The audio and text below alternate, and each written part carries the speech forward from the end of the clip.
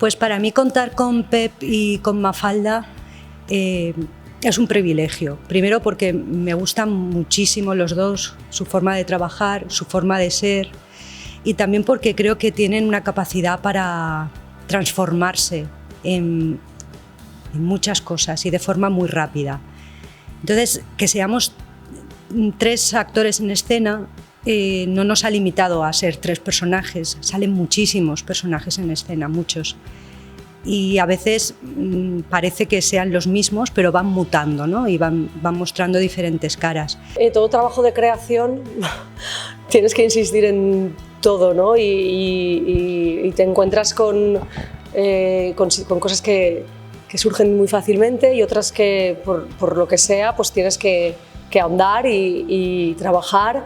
Pero es que yo no destacaría nada que que estuviera costando, porque creo que es el proceso, es decir, o sea, estás en un proceso y ese proceso tiene momentos en el que encuentras las cosas enseguida, momentos en los que cuesta más, cosas que te ayudan, cosas que te perjudican, y el trabajo nuestro y también de todos pues es intentar que eso pues vaya poco a poco aflorando lo que la autora, la directora pues quiere que se vea, ¿no? Es un proceso, es que el proceso tiene que tener momentos altibajos, tiene que tener momentos en los que todo es maravilloso y otros en los que es un caos, y es el camino, es que el camino es ese. Yo diría que los puntos fuertes de este texto son el humor, un humor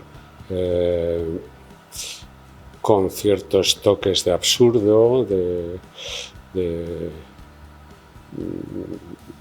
no sé, de negro también, de humor negro, y la poética que tiene la escritura de Begoña y que se refleja en la forma de hablar de todos los personajes.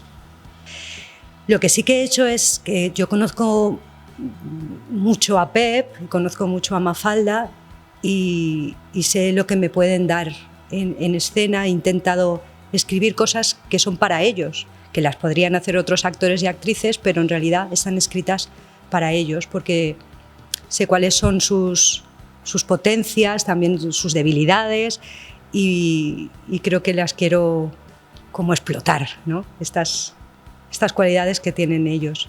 Entonces, para mí, que sean ellos es fundamental.